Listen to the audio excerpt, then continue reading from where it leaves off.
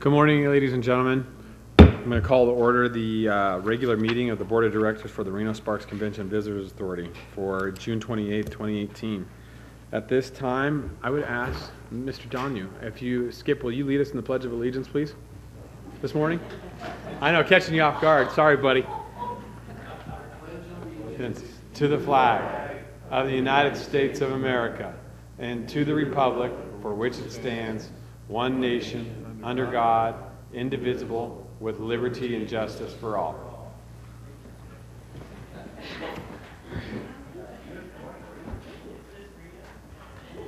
Hey, man. That's right. That's why I thought he would be a seasoned professional. Seasoned professional. Every day. Hey, I got to keep everybody on your toes, and it's Thursday. We're almost through the end of the week. All right, Madam Clerk, can I get a roll call, please? Mr. Caraselli? Here. Mr. Dillard? Mr. Lawson? Here. Mr. Lucy? Here. Mr. Murdoch? Here. Mayor Sheevy? Here. Mr. Sturbins? Here. Mr. Wood? Here. Mr. Wowo? Thank you, Madam Clerk. Looks like we have a quorum. So this morning we'll move on to public comment. Comments are made from the public are limited to 3 minutes. You can speak to any items on or off the agenda. So first we have Mr. Jeff Church. Welcome, Mr. Church. How are you this morning? My name is Jeff Church, and I am a candidate for Washoe County School Board, District F at large. So I wanted to introduce myself to those that didn't know me. And I run a website, renotaxrevolt.com. I invite you to take a look. I remind you the school budget is $1 billion. So this, when you think of school trustees, that's kind of down the thing. It's the biggest budget outside of Clark County for local government. And we're responsible for the safety and education of 64,000 students. So it is something to take seriously. I'm also on the committee opposed to the new Washoe County WC1 property tax increase for flood control. And a number of people in this room have even come out opposed to that. So from both sides of the aisle. If you have any information, we're going to have a brand new website. It's called taxyourselfnotme.com. So I did give you a handout. You can look that up. I also have some concerns about some other taxes that are lurking out there. One of them I just heard of at a meeting is called the GST, also previously known as the Vehicle Privilege Tax. Could be a 25% increase on your vehicle registration. So if you're paying $300, it's going to go up to $400 a year. And it's continual. It does depreciate, but it's every year.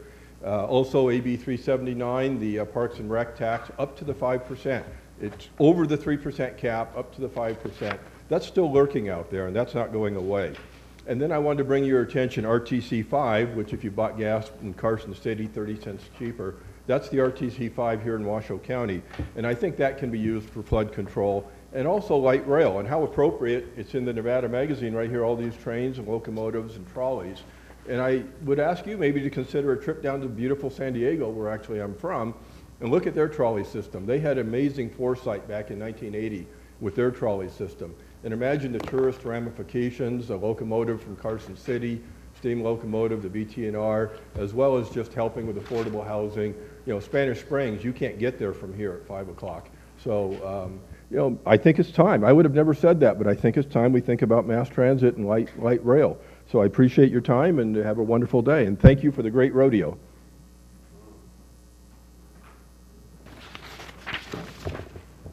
All right. Andy, you're going to talk on item B. Where's Andy Chapman? Good morning. Thank you. For the record, Andy Chapman, President and CEO of the Incline Village Crystal Bay Visitor Bureau. I just want to take a quick moment to thank the board and through the board, your staff, and particularly Phil DeLone and their efforts that they have done over the past 18 months or so.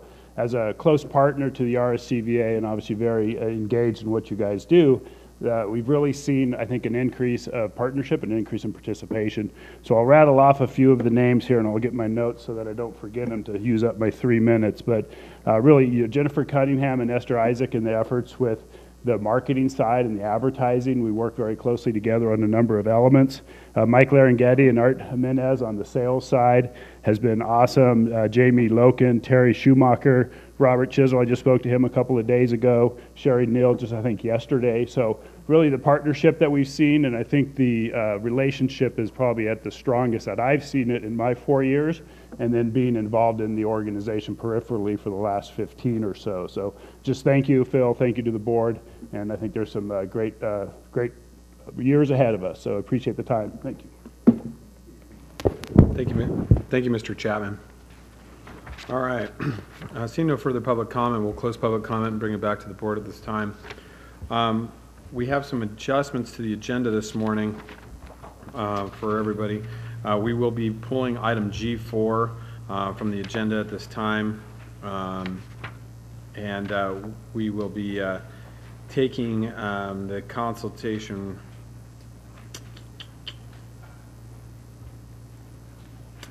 So yeah, we'll just be pulling G4 at this time.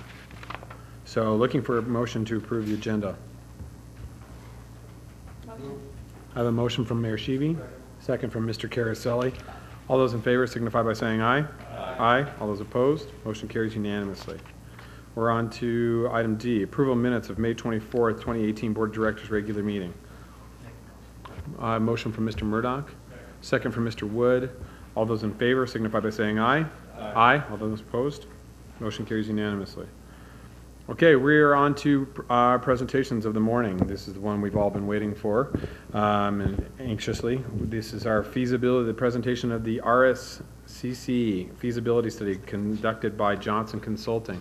So with that, I'm going to turn it over to Mr. DeLone to lead us into the presentation this morning. Mr. DeLone. Thank you, Mr. Chairman. Last November, the RSCVA Board of Directors unanimously voted for us to engage a third-party professional consultant to look at the possible expansion of the Reno Sparks Convention Center. What led to this engagement of a consultant was the identified need that the center perhaps is too small to manage the continuing growth of our existing clientele that use that building, as well as expanding the center to meet the expectations of our needs in the next decade. After interviewing a number of professional and qualified firms, Johnson Consulting of Chicago was selected, and Ryan and Charlie Johnson are here today, along with Brian Tennyson of LMN Architects, to review the findings of that study and some of the facts and data behind it. LMN was the architect of choice when the convention center was expanded back in approximately 2000, nearly 20 years ago. So with that, I would like to introduce the principal of Johnson Consulting, Charles Johnson. Pleasure to have you here, sir. Thank you very much. Good morning. I'm honored to be here. Charlie Johnson, 6 East Monroe Street, Chicago, Illinois. As we were conducting our work, it's important to remember that we are the independent third-party analysts for this project. So we have to be very careful in our recommendations and our analysis. And I think we've been that in this work. We are substantially complete with our report. We will be doing some fine-tuning and edits and reflection on any comments that may arise from this meeting. So with that, I'd just like to start the context in the industry.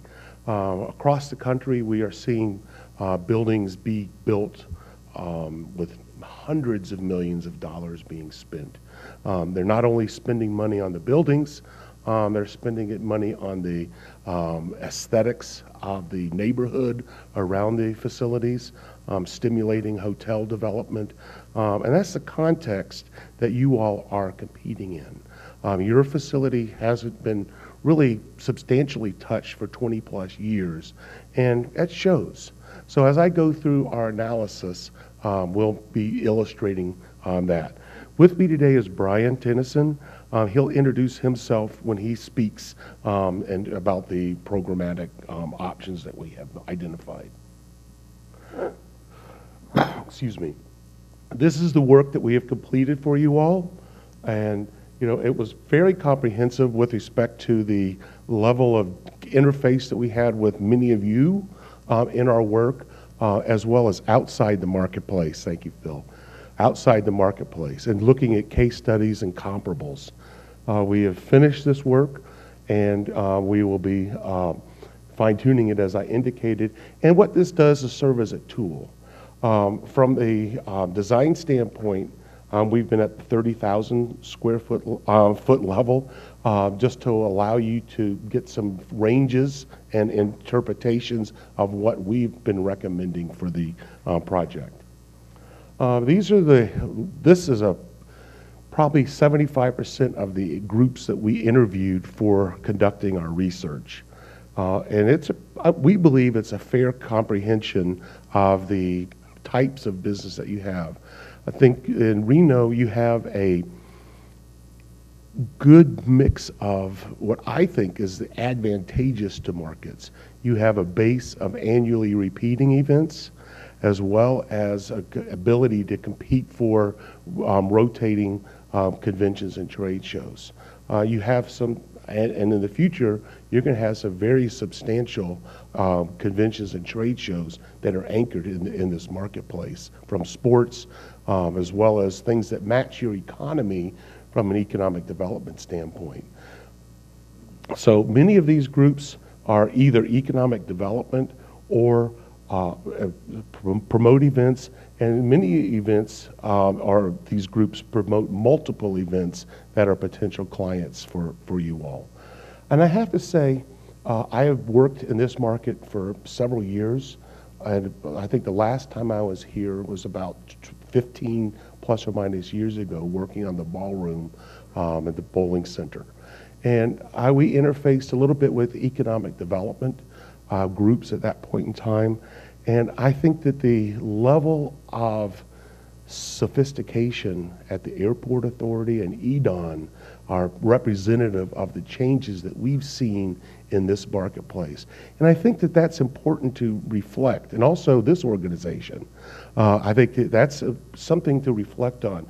I feel as I come here, we're working in Denver, Austin, Nashville, and I'm starting to feel a little of those waves of activity in this marketplace. So I think you're in good company with those markets being peer institutions. As we did our work, this is really the outcome of our work. And we look at the marketplace, and you have a major play in the Reno Sparks area for this region. And the fact that you have the Lake Tahoe up above, and you have the robust economic growth happening in this marketplace, is certainly something that you can lever as your destination. We think that the tech and the workforce development that you're having here is going to be huge. The large park that you have attracting high businesses is going to be substantial. And I think your biggest source of business for the convention and trade show market will also, like it has been for your economic development growth, will be the San Francisco and the Silicon Valley marketplace. And when you look at the price advantage that you all offer against the high prices of hotel rooms and cost of doing business in that market, I think that carries weight for you all attracting demand here as well. And that's going to feed upon itself as San Francisco and the Bay Area become more expensive and fuller. You're going to get some overflow benefit from that. And your cost advantage is the same thing that's happening in your business attraction as well. So this building becomes extremely important for that. We identified airlift as being a weakness, and you all know that, but it has grown. It's grown from 5,200 seats to 7,400 seats. And when the population is growing from 650,000 to 725,000, well, that's only going to enhance the capability for you all to attract convention business. I think there's still some issues associated with downtown. We had the pleasure of taking a trip through the driving tour yesterday that the visitors may not see all the time.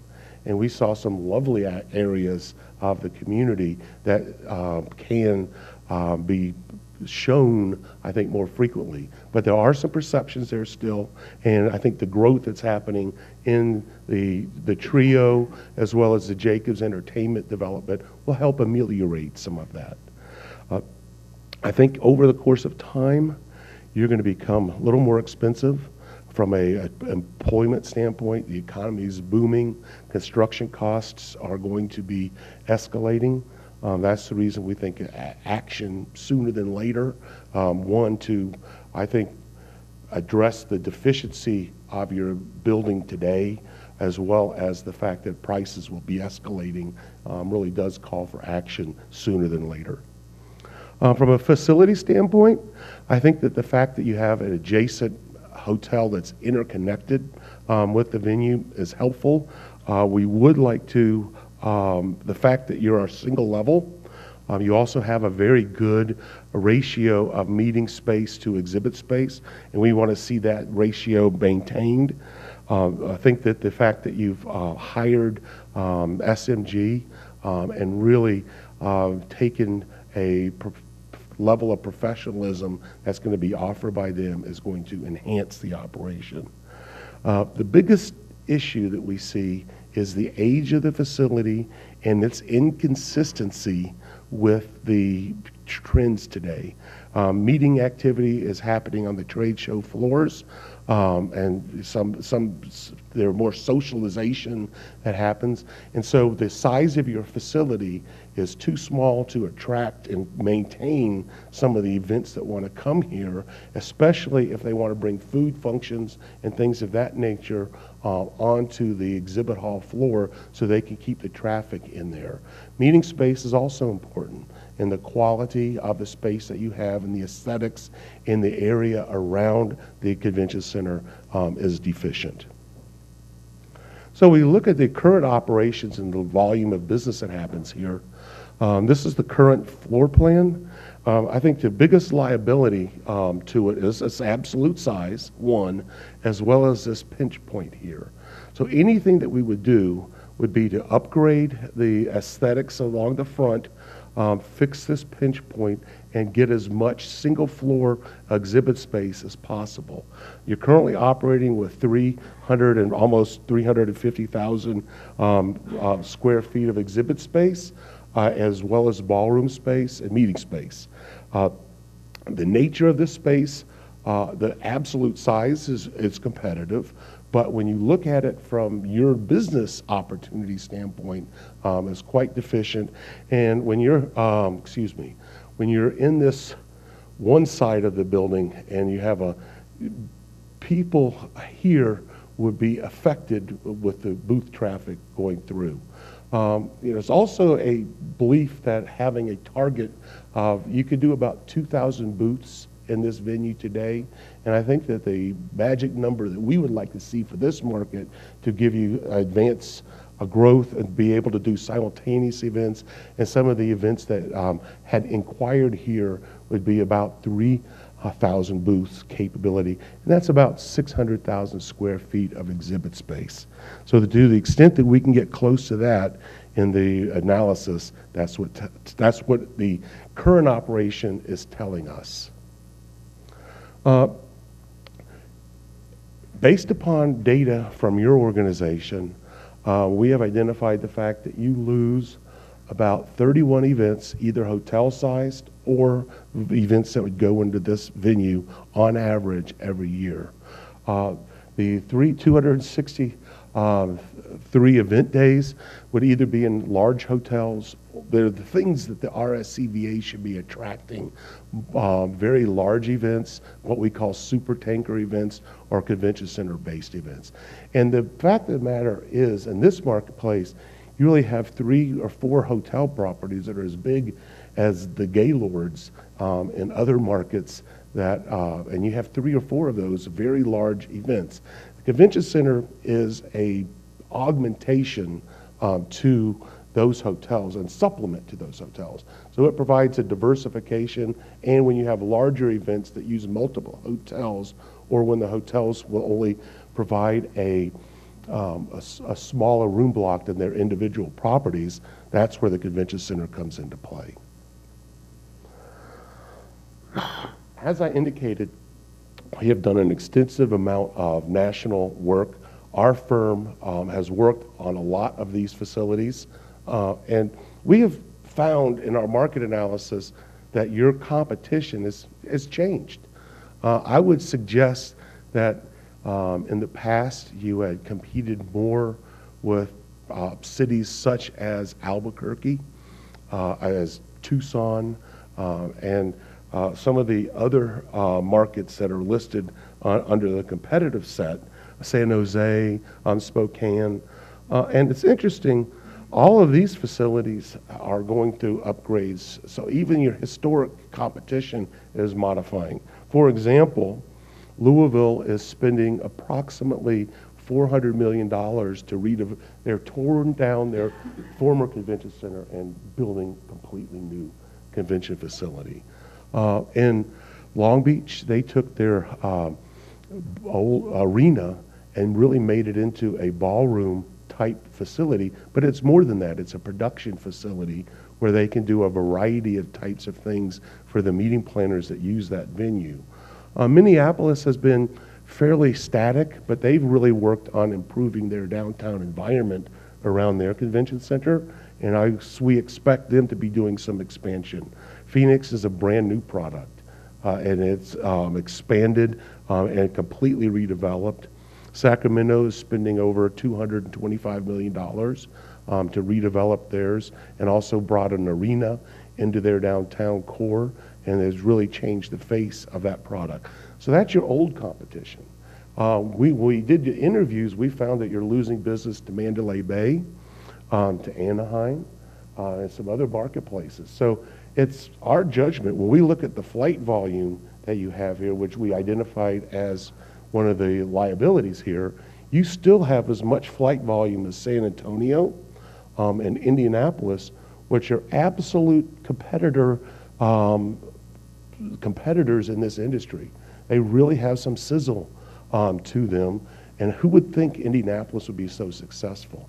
But they compete with 600 and some odd thousand square feet of space, have stimulated about 5,000 rooms around their convention center in walking distance, many of which are interconnected. And then in San Antonio, they have just developed over $500 million redevelopment of that venue. We think those serve as benchmarks for you, but you are losing business to some of the other facilities in this market. Washington State is spending $1.4 billion, and this gentleman right here is working on it. He'll talk about that in just a little bit. And then the Oregon Convention Center, their environment around their convention center has been changing. So you're seeing a wave of business modifying in your situation. And I think as we feel the economic character of this market, Austin, Nashville, and Denver, you have some elements to that. And I think those markets have really addressed the convention facility and the environment around their convention facilities. You're currently competing with this level of exhibit space, and our recommendation is to get you as close to 600,000 square feet with as modern and high quality a facility as you can get, and let nature take care of adding hotel supplies. The chicken does come before the egg in this industry. We've definitively found that out. So you have to stimulate the development of adjacent improvements, increases in air supply, and increases in hotel supply by building your product first and letting those evolve. I'm going to let Brian talk and first introduce himself a little bit and talk about his experience, and then talk a little bit about the level of work that we've done and what our ultimate recommendation from a facility standpoint is. Thank you, Charlie, and good morning, everyone. It's a pleasure to be here this morning. I'm Brian Tennyson with Element Architects. We are a one design studio firm located in Seattle. We're about 150 architects, urban planners, and interior designers. Our firm history goes back about 40 years. We've been doing convention centers that entire time throughout North America. We've completed over 60 convention center projects in our history. We work with feasibility consultants. We're working with Charlie on a couple projects right now at this level of feasibility, as well as renovations, expansions, and new builds. 10 years ago, we opened the Vancouver Convention Center, which really set the standard for the modern convention center as far as expectation of quality and visitor experience and the celebration of a destination. As Charlie mentioned, we're currently about to start construction on the billion-dollar expansion for Seattle's Convention Center that will raise that bar even higher. Me personally, I've been with Element for 25 years, working on convention centers, and had the pleasure to work on the last expansion in 2000.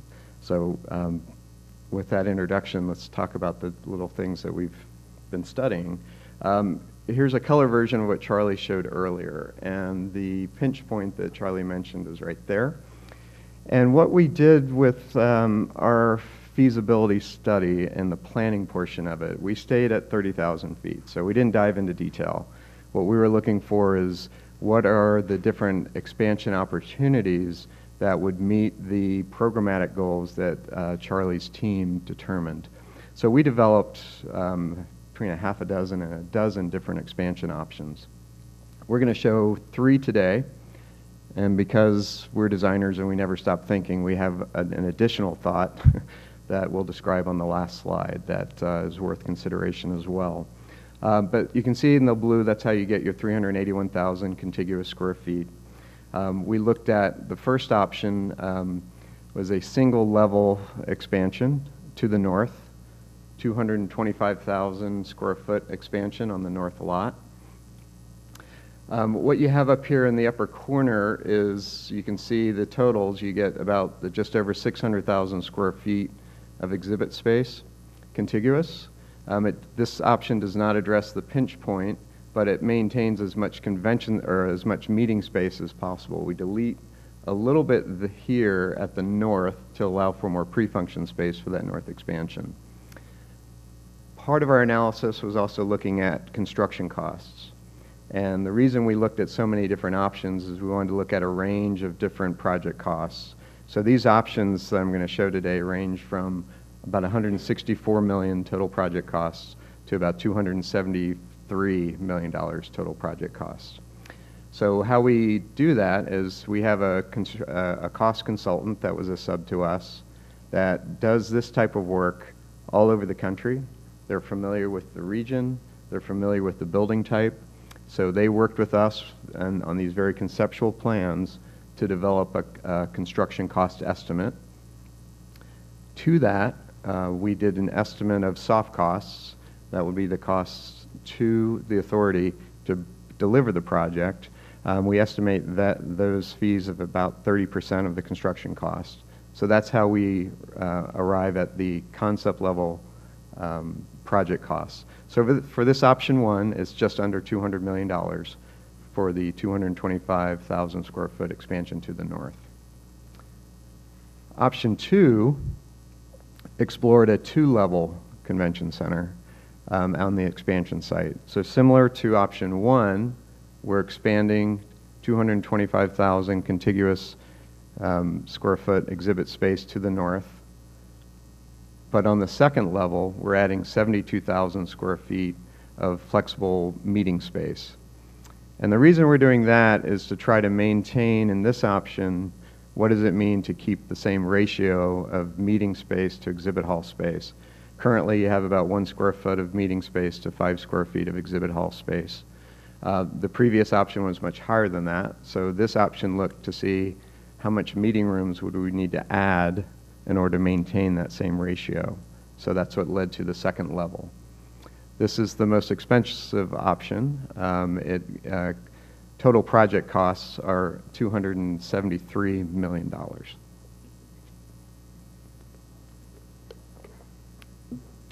Option 3 looked at Again, a single level expansion. Option 3 looked at how do we solve the pinch point right here. And so what we did was we demolished the F meeting rooms and added a 70,000 square foot flex hall that could be used as exhibit space, as meeting space.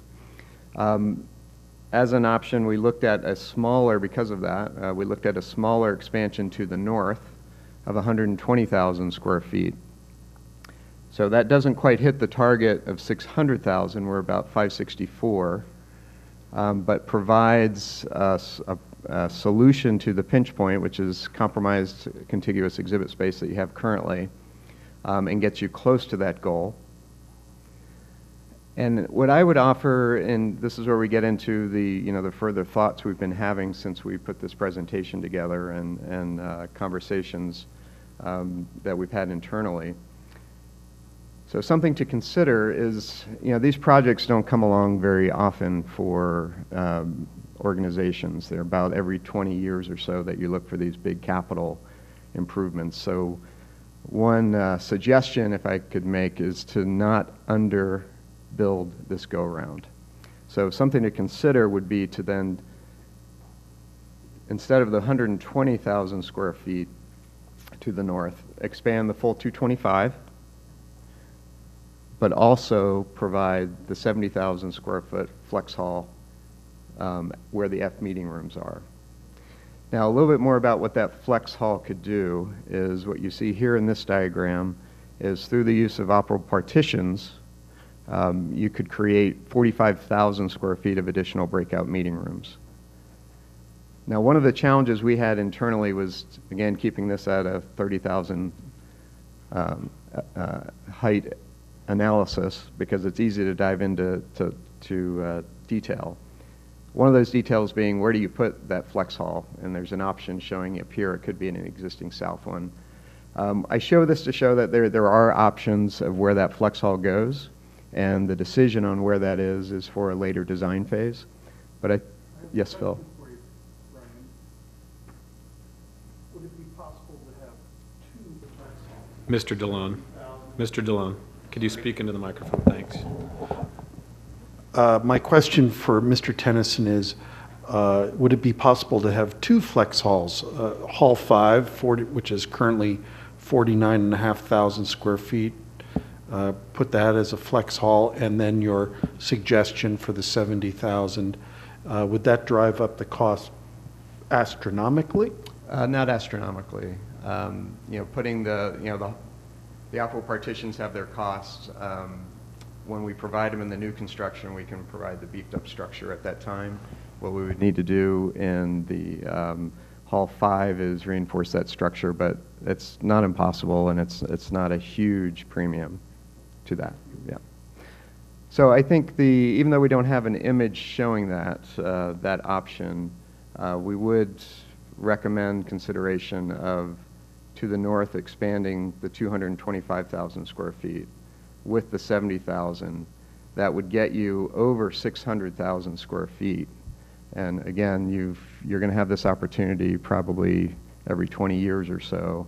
And I went through the last expansion, and at that time we wanted to build more, but the resources just weren't there. So with that, if there aren't any questions, I'll turn it back over to Charlie. Are there any questions for Mr. Tennyson at this point in regards to the building or the structure? All right. Thank you. Actually, you know what? I do have one question. Yes, sir. Brian, you participated in the last expansion here, correct? Correct. Okay. What was that? How many square foot was added in 2001 or 2000 when they did that expansion? What was the expansion? I know we spent roughly around $100 million. It was $100 million. And what did we get for that $100 million? Just for a little bit of reference. So for that $100 million, let me go back. We added this portion of the project here. So we didn't really do anything to the meeting rooms here. We provided the new front door along through here and drop off. And the goal was to try to make it less of a white box. So that's what led to the big metal structure in front. We provided this new entry, this flexible pre-function space here. the new kitchen here, the new ballroom here, and then these 2 halls here. We were limited at the time. We wanted this hall to actually be bigger, but there was the historic home at this point, and we also had budget challenges. Again, in the early planning, a number was set that we then had to make sure we designed to, so that really kind of set how much of the area we could, how much of the expansion we could afford to build. And roughly I have it, but I mean, roughly the addition was? We're about 100 about 100,000 square 100,000 feet of square exhibit feet. space, and then about 50,000-ish square feet of meeting space, close to that. Okay, thank you. Sure. Any other questions? Seeing none, thank you.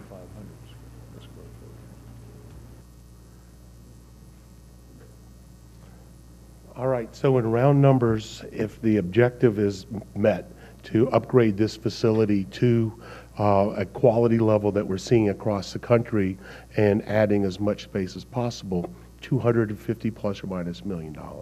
So what's the return on that? That's where we're talking about next.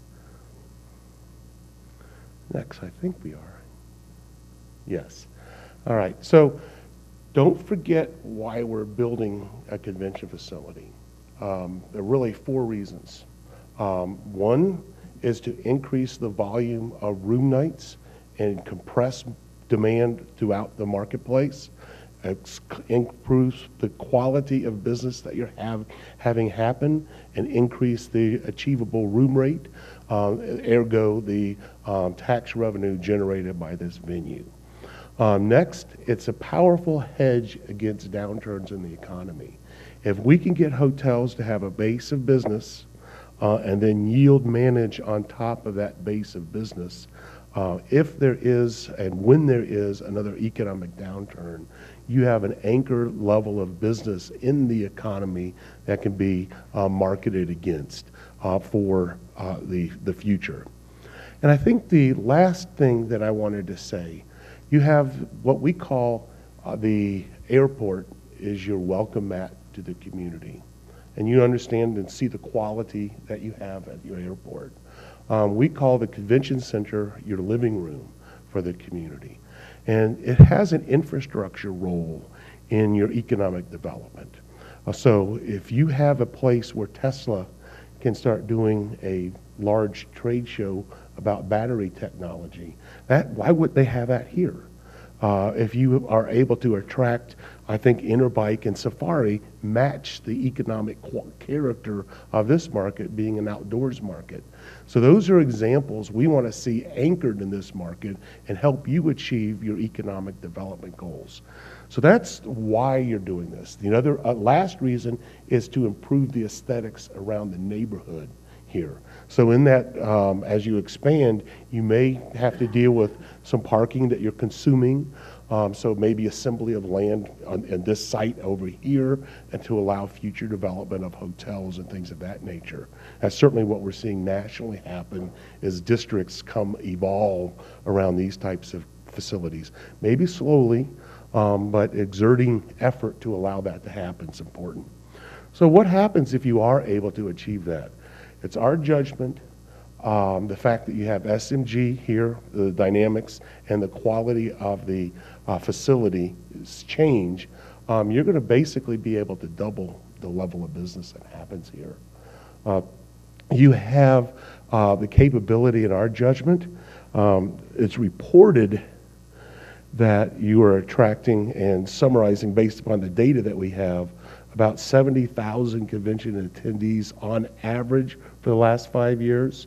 We see incrementally that more than doubling. And if you don't expand, we see erosion in your market share. As your competitors expand and Las Vegas grows, as other markets improve, in Sacramento, they're going to come and try to steal your business. And that's the easiest thing for the marketing department to do is go to places that are weaker and try to lure the business to their marketplace. So there are consequences of inaction. From a financial standpoint, now this is important. as you improve the level and quality of business that you have, you're going to improve the bottom line to the operation to the tune of well over $500,000 a year. And that's serving your customers better with your professional management company that you have now and the food service that you have. When you look at the room night volume, the volume that you have here currently over the last 5 years is estimated at 75,000 room nights. We had a discussion last night with some of your clients. We know that only a fraction, a big fraction, over 50% book in the room block. So we know there are independent people that come and book outside the room block. So we really think this is a conservative number that is happening here. But using the same methodology that you all use in ratios in relation to attendance, we again conclude that you're going to at least double the volume of business that you have with respect to room nights and activity in the building. And this really portends to the tax revenues, the employment that will happen. You're close to doubling the level of employment that would happen as the construction happens. We don't know what the final number will be, but we know that 40% of the construction volume will be spent on labor, as well as, so there's a construction impact as well. And you will also, across the board, in almost all your attributes, almost double the current activity and volume that you're achieving with this current facility. And that's because of the size, the quality, you're able to compete, the steam that Reno is collecting from an economic development standpoint, and improved operation at the RSCVA and at the building. Those are the things that will contribute to your ability to achieve this level of improvement. So we have talked about funding sources. This is a big hurdle. There are other improvements that want to be done in the community that are looking towards the traditional resources that RSCVA uses, and we advocate for those as well. So the traditional funding sources used in Las Vegas as well as here, and we had the pleasure of working in Las Vegas as well, is room tax as well as for surcharges being added to your rooms. So that seems to be a natural resource for you here, but there's a multitude of funding options that we've identified in our report. There's a variety of surcharges. There's special zones that can be created to help supplement the benefit of the local hotels, although we caution that conclusion because we know that compression happens as well as the attractiveness of, if you're out marketing for larger conventions and trade shows, you're going to stumble upon other events that are going to go to other buildings. So we think it's somewhat of a false argument that the closer you are the only beneficiaries to this venue. We know there's a lot of volume that happens because of this building in other areas of the community. We also think, I think that one of the greatest trends that's happened in the industry is trying to find a real estate beneficiary district. I think you're seeing that even in San Francisco, where they put a special surcharge and increase in their room tax for the hotels that are a little bit closer. But we're talking, in that case, probably 25,000 rooms that they have in the taxing district around the convention center that's paying for Moscone Center. So we think the principles of an improvement district are very valid. In Nashville is probably the smartest approach taken. They created a 3-mile benefit district. They use 100% of the increment of tax revenue of certain categories to fund that convention center on automatic pilot. So they spent over $700 million to build the building, build infrastructure to support the building, and now they have an automatic funding for renourishment and expansion of that building. And there is a variety of resources that come out of this district. This area is on fire. So we projected that they would be getting about $30 million a year from that district. They have exceeded $70 million a year, an incremental revenue that has been generated in that 3-mile district, and it's not going to stop. So that ends my prepared remarks, Phil, and be pleased to take any questions. Thanks, Charlie. I think the fundamental question is, why are we proposing adding space to our convention center? It's simple. It's to serve our customers. We've invited 2 of our leading customers here today to give their opinions and remarks and observations about Reno and our convention center to this audience. With us today is Lori Jenks. Lori is the Senior Vice President of Emerald Expositions, which operates some of North America and the world's largest trade shows and conventions, publicly traded company with over $1 billion in annual revenue. Emerald Expositions is one of America's benchmark companies in this industry, and Lori is certainly an expert in her field. On her right is Skip Donow, who is on the Permanent Convention Committee for Safari Club International, is a past president, has a long, many-decade history in our community. So with that, Lori, please welcome. You're more than welcome, and if you'd like to come to the podium, I'd love to have you up here. No, you could sit right there. You can sit right You could sit right there. Don't let that guy push you around. Oh, my light's on. Yeah, Okay. Good. Now you have to talk. I know, now I do. Okay, good morning, everyone. Thank you for having me today. You know, Interbike, it was interesting for us because, and I don't know if anybody has remembered Outdoor Retailer. Outdoor Retailer was in Reno for many years and moved out about 22 years ago because we outgrew the current facility before the previous expansion was completed. And then Interbike actually was here many years ago as well. So when Phil and the Reno team came out to present to us about Reno, and Interbike was in a bidding process, and you guys were up against Indy, Salt Lake, Denver, and Anaheim.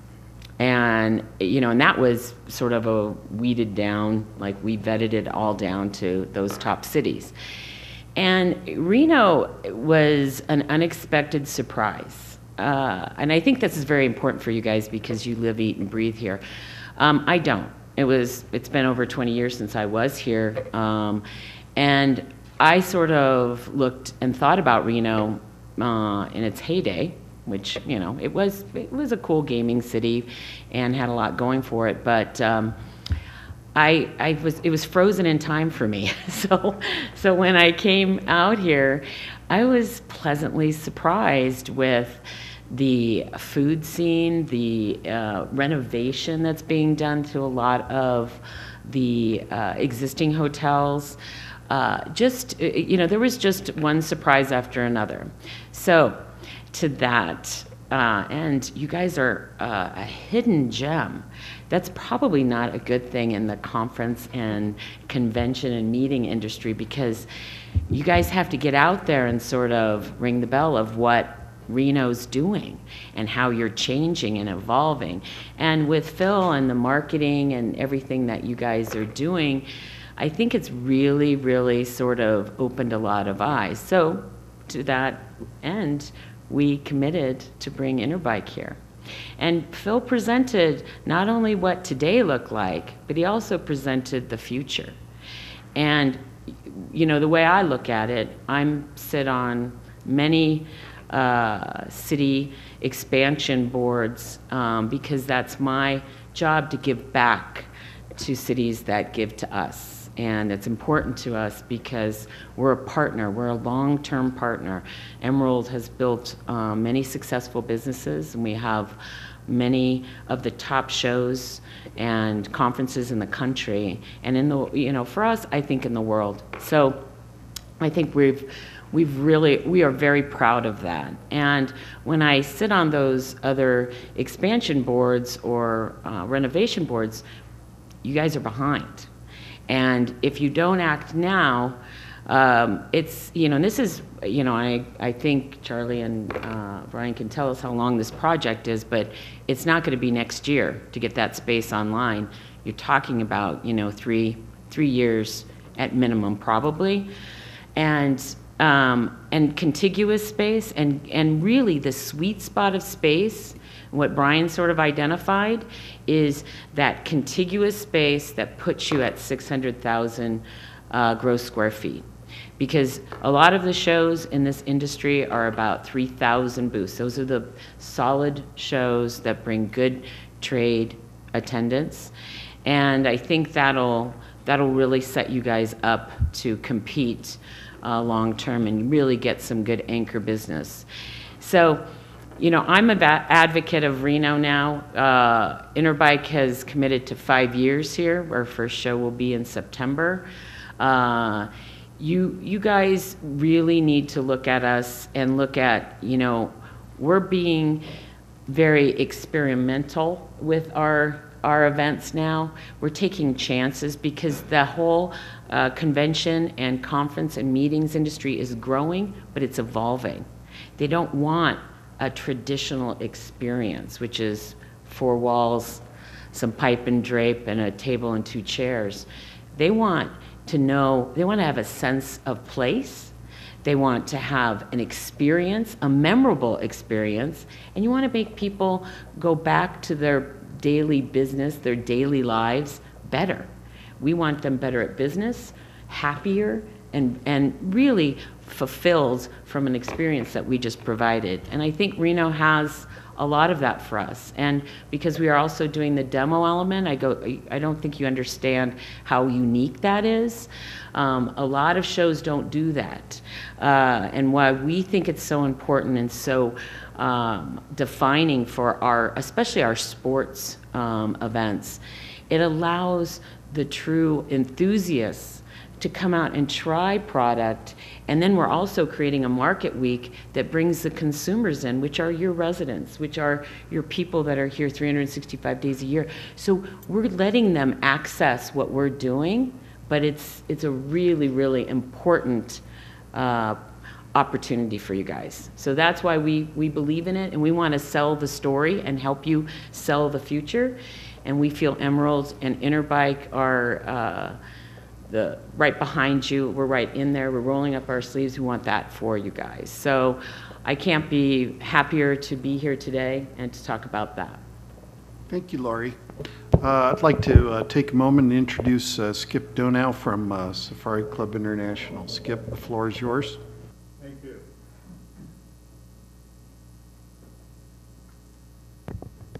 Good morning. I'm very pleased to be here, and I'm very pleased that Safari Club is coming home back to Reno. We started here in 1989, and we were at the Bally's, and we moved to the convention center, and we bring in a unique book of business. We have 2 organizations, Safari Club International and Safari Club Foundation. On one hand, the foundation is conservation of wildlife, education. We run a school in Jackson Hole, Wyoming. And on the other side, Safari Club is all about the outdoor experience, sustainable hunting. And your location fits us perfectly because all of our members are interested in an outdoor experience of some kind. And you have this beautiful location near the Sierra Nevada mountains. You have iconic Lake Tahoe. And our members like being here. We have recently been in Las Vegas. We had to leave Reno because your lift simply could not accommodate our membership. We bring in 15 to 20,000 people from around the world. We're the largest and most high-profile group that has an international membership. And so when we had to leave because of the lift, we regretted leaving Reno because we've developed such good friendships with many of the people here in Reno. And we decided in talking to Mr. DeLone and others to come back this year, and we've committed for 3 additional years. Your own figures and estimates and ours is that we bring in $25 million to your economy when we're here each year. And that $25 million is spread over a large segment of your economy, not just hotels and casinos, but restaurants, the cabs, your retail. And so we have a pretty good impact in a generally downturn of your year, which is January. We come in January, and we're going to be here starting January 8th with our Beretta Foundation dinner. And so we would like to maintain our relationship with Reno. But the downside is when we came here this year, we had to leave behind 166 to 180 exhibitors. And what that means to us is that the exhibitors' booth rental space, we're losing about $500,000. Every exhibitor does a donation in addition to the booth rental space, which amounts to another $500,000. So we're leaving behind $1 million to be here. It's going to cost us less money to do business here. We anticipate bigger attendance because our group really loves Reno. But we can't continue to leave this year $1 million, next year $1.2 million, and next year who knows, for a long period of time. And so the way that we would be more inclined to have a long-term commitment with your community is for you to expand your space and ensure that your lift will accommodate getting our people in and out. When we left, the lift went down to the extent that people who normally stay through Sunday left on Saturday because they couldn't get out Sunday. And so our Saturday function suffered, and that cost us a significant amount of money. We think we've got that problem solved for this year, but in the coming years, we need 2 things, and that is the expansion, and that is the lift. And the good thing about a trade show, particularly like ours, is, as was previously said, we're money in the bank. We're going to be here through thick and thin, and other trade shows are going to be here through thick and thin. And so when you have a downturn, you can rely on our business to sustain the community when we're here. And we want to be here. I thank you for the opportunity of making this presentation.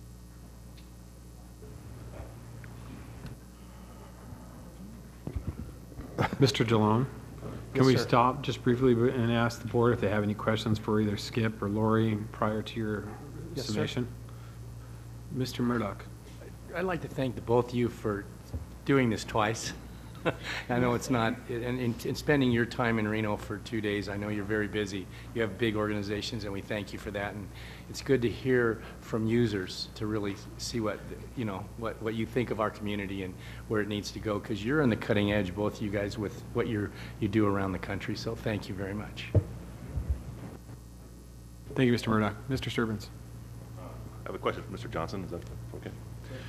So, Mr. Johnson, on your forecast, when you say that we're going to double the amount of attendees in a year, I think it was like 2025, is that based on the 600,000 square foot expansion?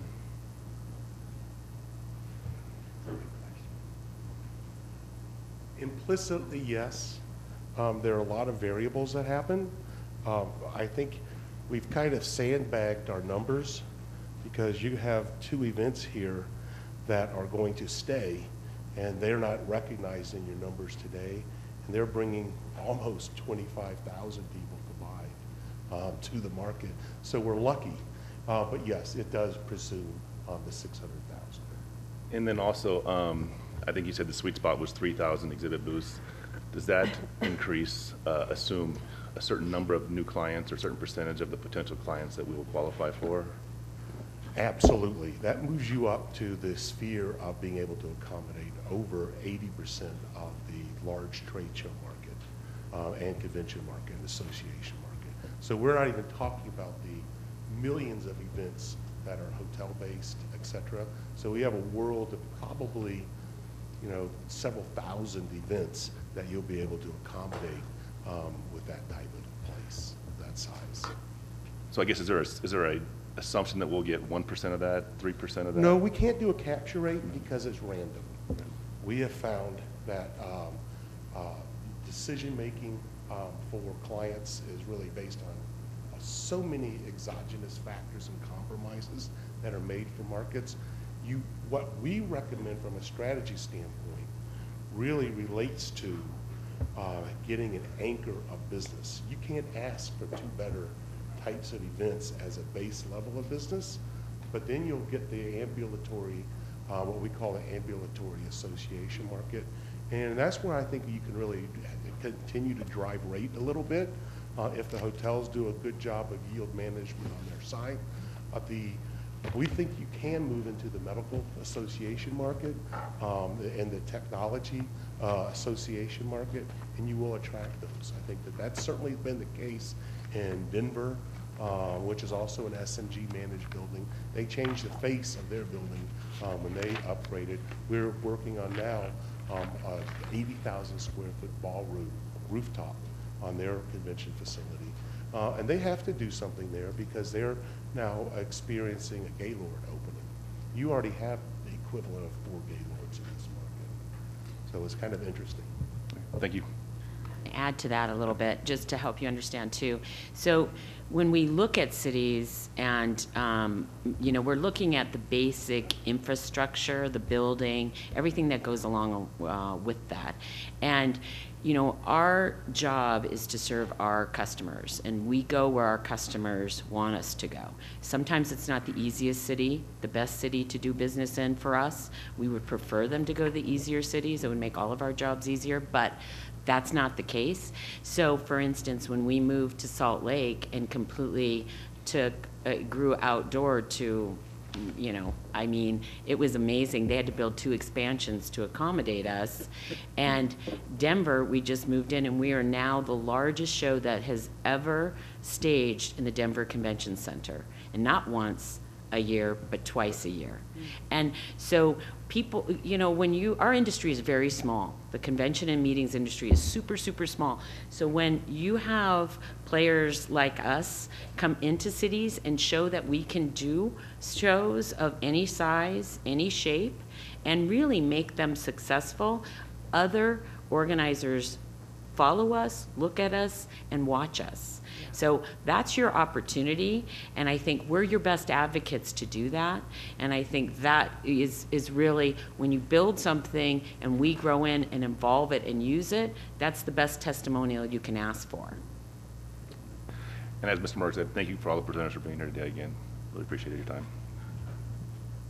Mayor Sheevy. Yeah, so thank you.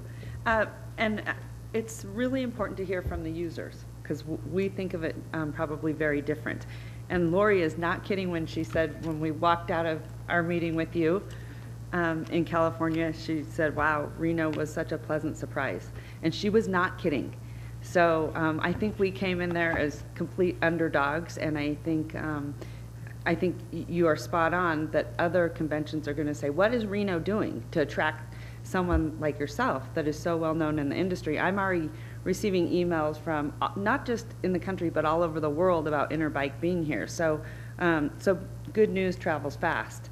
So, but the other thing that, and maybe this is a question for Mr. Johnson, because we're talking about the future. And one of the things that I've been studying a lot on, and I truly believe, and Mr. Chisel will completely agree with me on this, because we sort of share the same passion, is technology. And one of the things that I've really looked at, and you're going to see probably, this future wave of things like esports. It's gotten huge. So, and that's something I think that, would be fantastic for this market. But from the research that I've done, and I've met with other mayors who are looking at it in their cities, is the technology piece of it. And that's something that I think we have to make sure that We don't forget. So are you pulling in experts when it comes to the technology aspect, or what does that look like? I didn't see much in here on that, but I think if we're talking about the future, we have to make sure that we have technology to support that. You asked the wrong person, Brian. Okay, all right.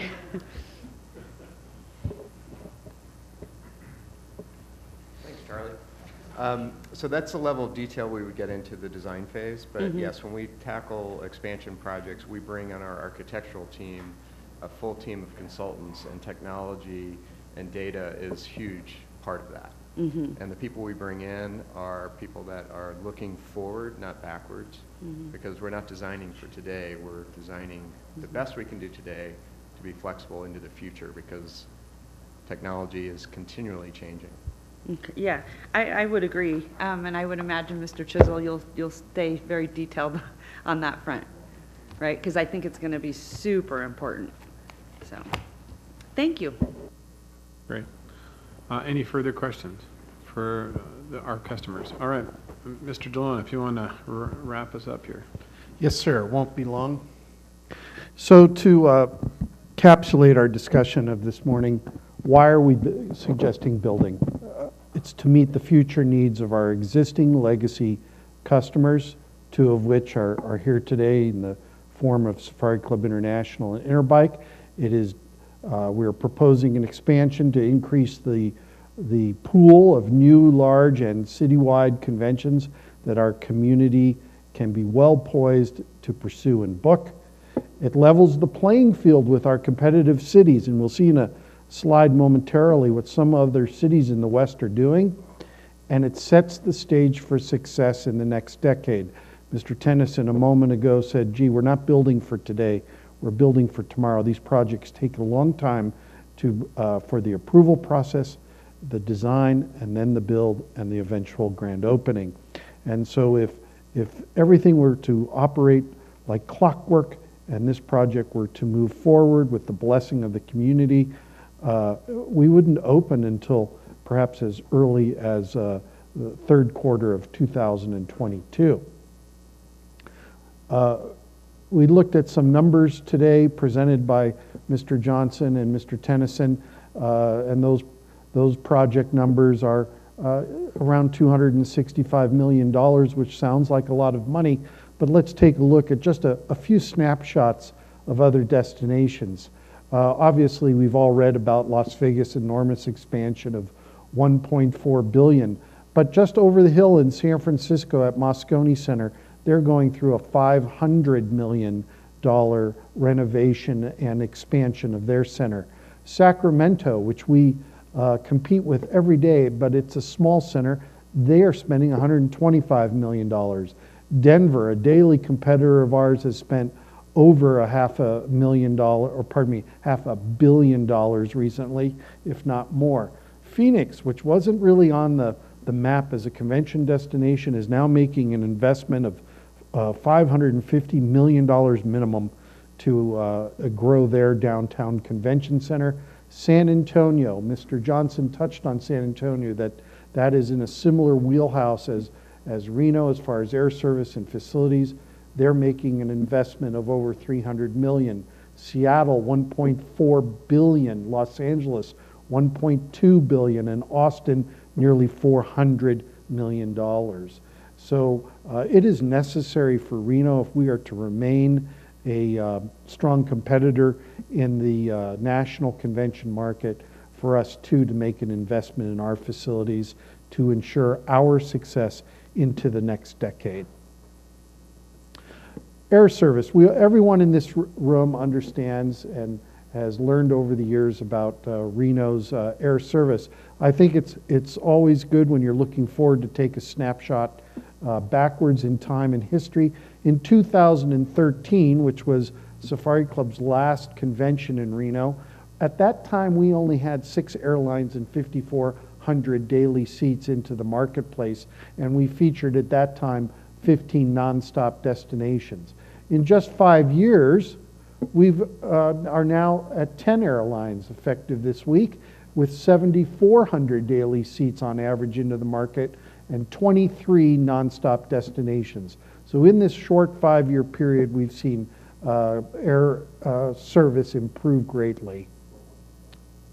What drives air service? In big part, population of a destination. In 2017, according to the Nevada Governor's Office on Economic Development, our valley had approximately 615,000 people, and more specifically, this would include the population of Minden, Gardnerville, Carson City, Reno, Sparks, and as far east as Fernley. And those communities use the Reno-Tahoe International Airport as their airport of choice. But what's interesting, if you follow the yellow line at the top, is that the governor's office expects our population somewhere in early 2024 to reach somewhere between 725,000 to 750,000 inhabitants. It is on pace for a long upward climb. And with that projected growth in population will come air service. So in closing, we're proposing this expansion today. Why? To meet the needs and expectations we'll experience in the next decade. These projects are long-term, but the next decade is nearly upon us, and we will have to have a facility to meet those needs. And we have a responsibility today as a community and as the RSCVA to do what is necessary to meet those demands of tomorrow. Any questions? Mr. DeLone, you know, we keep talking about time and you know, reasons for doing this now. Can you kind of walk us through a timeline, please, of why we're doing this today and what the So hypothetically, if the RSCVA and the Nevada Resort Association, which represents the hotel community here, if they give their blessing to this project, we would then have to go next spring in front of the Nevada State Legislature with an introduced bill, and that would, if that meets its muster, would be approved in June of 2019, at which point there would be a year of design and build. And Mr. Tennyson, you correct me if my timeline is incorrect. And then that would take us to sometime around June of 2020, which would then give us 21 and 22 to build the structure. We've learned that it takes about 2 years to build, and that would set us up to tentatively welcome back Safari Club International in January of 2023 after they return from Las Vegas in 2022, and that would also set us up for the next series of bookings from Interbike based upon their success here these next 5 years. So that's the timeline, fall of 2022. Great. Does that meet with your expectation, Mr. Tennyson? Is there any big, we're in the range, he says. Great. Okay? Great. Any questions from the board? Mr. Caraselli? You want to go Sturbins first? Okay, Mr. Sturbins. Thank you. Just a suggestion, Phil. I think the NRA is requesting some financial modeling on the 3 scenarios presented. Yes, sir. I would definitely include the 4th one that Brian suggested, but the 225 plus the 75,000 flex place. We will. For consideration. Thank you, sir. Thank you for your presentation. Mr. Caraselli? Thank you for your presentation, and thank you too for your presentation. Yesterday in the NRA meeting, this is for Mr. Chisel, a thought came up about quite a few alternative ways of financing other than the traditional room tax and room surcharge.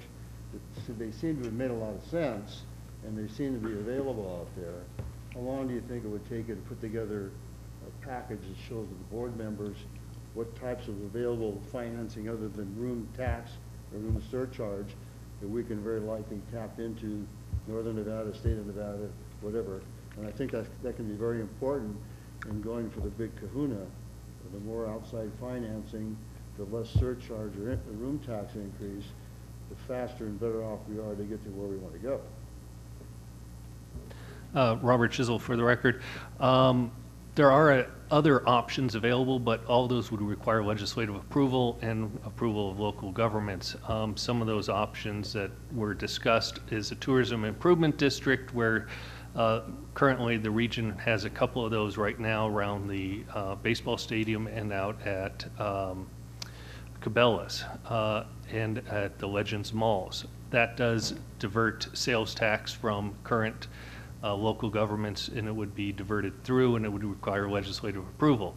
Another option is a special assessment district in the area of the, again, that would require legislative approval and local government approval to put that special assessment district on the area around the convention center. Currently, there is a redevelopment agency, RDA2, that's in place around a portion of the convention center. It extends down to Moana, and then it goes around the Atlantis and is on the west, or east side, I'm sorry, east side of Kitski from the convention center. But again, that RDA is fairly flat and doesn't have much resources available to it. So I would hesitate to say that any of those options were very good for getting lots of resources. The other one that was talked about was car tax, and we have a fairly large car tax already in place and was just recently raised to help fund for the baseball stadium. So I think, unfortunately or fortunately, the room tax is the most direct nexus of the convention center. All right, any further questions? Mr. Murdoch. A comment. I think it's very important that the RSCVA, and thank God we have Nat on the airport board.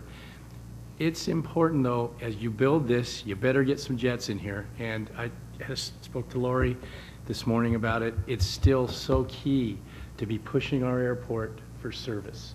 And we have to have the coffers to do it, because it's not, you won't get air service just, you know, and they say, oh, build it, they'll come, the population. But you've got to entice them here. You've got to give them some time of enticing. And I think we don't want to forget that. If we're going to do this, we better do something there, because you're going to need to fill the planes. And according to the study, a majority of all the exhibits, Mr. Johnson, if I may say, are from the East Coast. So they got to get here, right? I mean, their companies are from there. So I just want to remind everybody how important air service is. I know I'm a broken record, but I want to go on record for that. We need air service, and we need to stay on it. Thank you. Mr. Caroselli. Well, it just seems to me that expanding this convention center is a little more important than a baseball field. So if they could get that on, why can't we get this on? At least as a partial financing, you know, because if you can raise $10 million hypothetically, it helps you finance a considerable amount of the project. But that's just my thought. I think we should pursue that and you're selling a much better story. You want to expand your convention center for the added tax. And I'm not saying the baseball stadium is bad, but in my opinion, this is a hell of a lot better. Well, let's put it this way. It will produce more income for the community than the baseball stadium. Thank you, Mr. Caroselli. You know, I have to add a couple comments. I've been taking some notes through the presentation, and you know, this is just an information item. We're not taking any action on this, and it's just for us to have discussion about the feasibility study today. But you look at this, and in regards to the size of the size of our current facility and the market that's out there. You know, based upon the discussion that we had today, there's 80% of the business within the convention space that we cannot go after because due to our restrictions and our size. And we talked about, you know, Ms. Jenks said there are shows such as Interbike that become very happy and very situated in one location because it works. It works for their location, and we're very lucky to have Interbike come to Reno because the Sierras and the Reno Sparks area work for that type of show. But there are very, as Mr. Johnson and Skip have pointed out too, there are also shows that are very ambulatory that move from their participants don't like to be in the same place twice. So they like to go on rotating schedules every 10 years, go and visit a city, you know, maybe twice in 10 years would be a benefit. We have to realize that our convention space is kind of the meat and potatoes of our business. It really does. It's stuff that we can plan 5, 10, 15, almost sometimes 15 years out and make sure that we can count on those room nights to continue to market this region and continue to serve this region.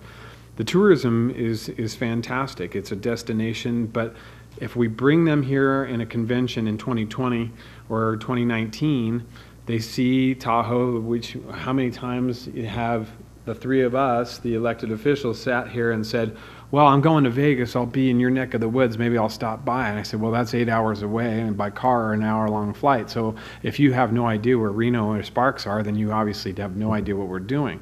But if they come and experience Reno Sparks and in the Lake Tahoe region, and they see how beneficial it is, they may come back and start tourism, which adds. So it's one really helps the other. So our convention space kind of adds as that meat and potatoes foundation of really our business and kind of our model and continuing to drive our market. And one thing that Lori brought up yesterday that from Outdoor Retailer and I think Skip has brought up as well is some of these businesses that come and do shows. If they come in for example, Interbike, if they come and do a show and they get situated in an area, 5-10 years of showing, they may come and say, hey, Reno Sparks is a great place for me to come and work. I'm going to move my company there. I'm going to come so I look at it from an economic development standpoint. And when you look at some of these competitive sets that are across the country, Louisville, Indianapolis, Phoenix, Austin, cities that are comparable, that do maybe have the same comparable in airlift, but they may be comparable in footprint size and availability. Louisville spent $200 million in 2018 for a 300,000 square foot expansion. Indianapolis expanded in 2011 to a total size of 600,000 square feet. San Antonio just completed theirs in 2016. They spent $325 million and are now at 728,000 square feet. Phoenix was never really truly in the convention space. I used to live in Phoenix for a period of time, and when I was there, they didn't have a convention space, and now all of a sudden they spent $553 million and they have a significant size convention space. You look at all these different expansions across the country. If we were to start right now and make a decision, yes, and we were going to go lockstep and try to go and get the funding and build this thing, we're already 2 to 3 years behind schedule of really where we need to be competitive in this market set. And so when we talk about it, you really talk about the factors. We've done a phenomenal job at this board and at this organization of really readdressing the challenges the Reno Sparks Convention Visitors Authority has had in the years past.